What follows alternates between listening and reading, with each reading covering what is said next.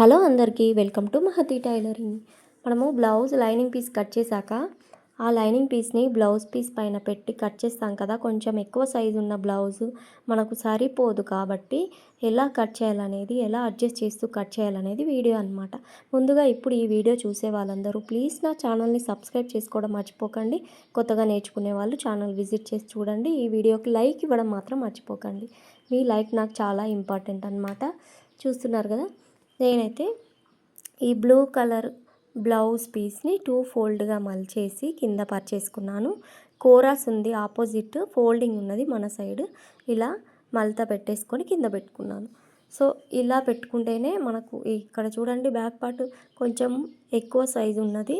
మనకు ఎలా అడ్జస్ట్ చేసుకుంటూ కట్ చేస్తే వస్తుందో అలా మనమైతే బ్లౌజ్ని చూసుకోవాలన్నమాట. సో ఇక్కడైతే నేను బ్యాక్ పార్ట్ పెట్టేశాను.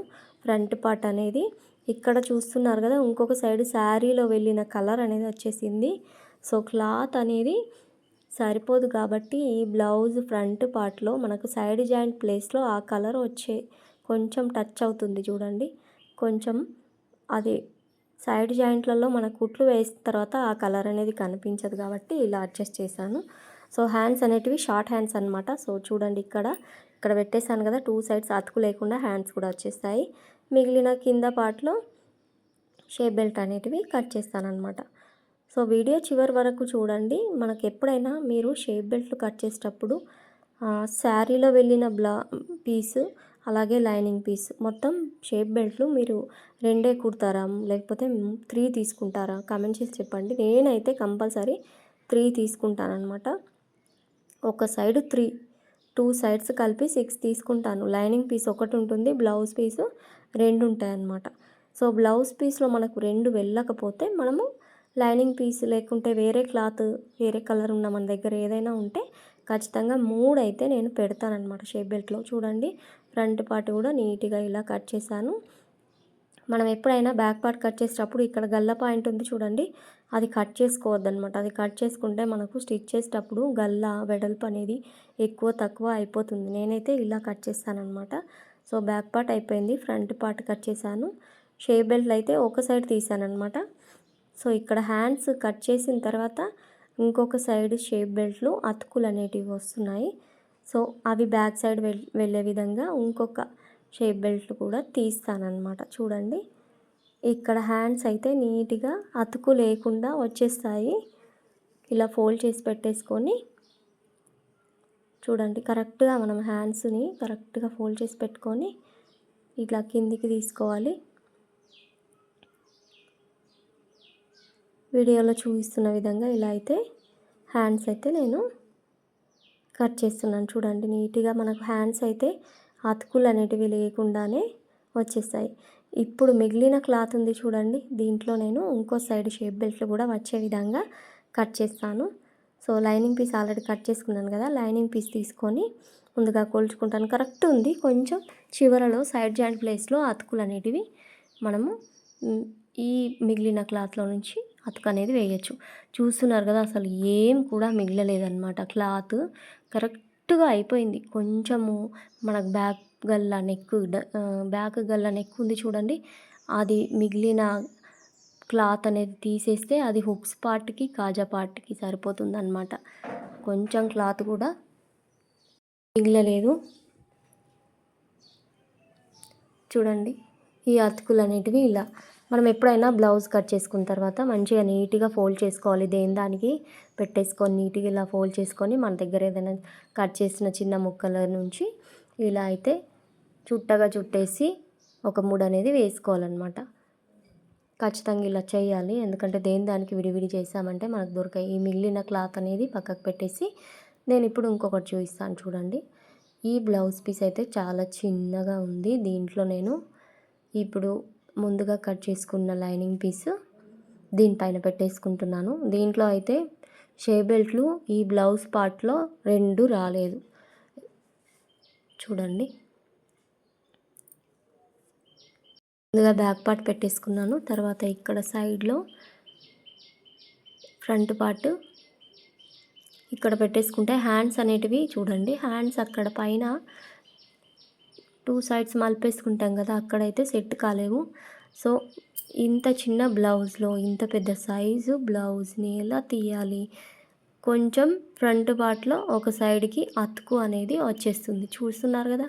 ఇక్కడ ఎంత అతుకు వస్తుందో మీకు చూపిస్తాను చూడండి. ఇంత అతుకు పెట్టాల్సిందే కంపల్సరీ. లేదంటే మన క్లాతే మిగలదు అక్కడ. క్లాత్ లేనిది మనం ఏం చేస్తాం చెప్పండి? ఖచ్చితంగా మనం అడ్జస్ట్ చేసుకుంటూ కటింగ్ చేయాల్సిందే. కొంచెం పెద్ద సైజు బ్లౌజ్ ఉన్న వాళ్ళకు మనం ఎంత అడ్జస్ట్ చేసి కుట్టాలో ఈ వీడియోలో నేను క్లియర్గా చూపించడానికి ట్రై చేస్తున్నాను అనమాట. సో బ్యాక్ పార్ట్ కట్ చేస్తున్నాను. ఫ్రంట్ పార్ట్లో ఒక సైడ్కి అతుకు అనేది పడుతుంది. సో ఇంత చిన్న బ్లౌజ్ పీస్లో పెద్ద సైజు బ్లౌజ్ ఎలా అడ్జస్ట్ చేయాలనేది చాలా ఇంపార్టెంట్ అనమాట. సో వీడియో చూస్తున్న వాళ్ళు ఖచ్చితంగా ఒక కామెంట్ అయితే చేయండి. కొత్తగా నేర్చుకునే వాళ్ళైతే ఈ బ్లౌజ్లో ఏమైనా డౌట్స్ ఉంటే కామెంట్ చేసి అడగండి. చూడండి బ్యాక్ పార్ట్ తీసేసాను. ఫ్రంట్ పార్ట్ ఇలా కట్ చేశాక ఇంకో సైడ్ క్లాత్ అనేది తగ్గిపోయింది కదా! ఆ తగ్గిపోయిన క్లాత్ అనేది నేను హ్యాండ్స్ కట్ చేశాక ఆ అతుకు క్లాత్ అనేది సెట్ చేస్తాను. అండ్ ఇంకో సైడ్ హ్యాండ్స్ అనేటివి ఇలా ఫోల్డ్ చేసేసి మన దగ్గర ఉన్న లైనింగ్ బ్లౌజ్ హ్యాండ్స్ ఉన్నాయి కదా! వాటిని ఇలా పెట్టేసుకొని వీడియోలో చూపిస్తున్న విధంగా కట్ అయితే చేస్తున్నాను. ఇలా కట్ చేశాక నేను షేప్ బెల్ట్ కూడా కట్ చేస్తాను చూడండి. ఇక్కడ ఇది క్రాస్గా ఉంది కదా!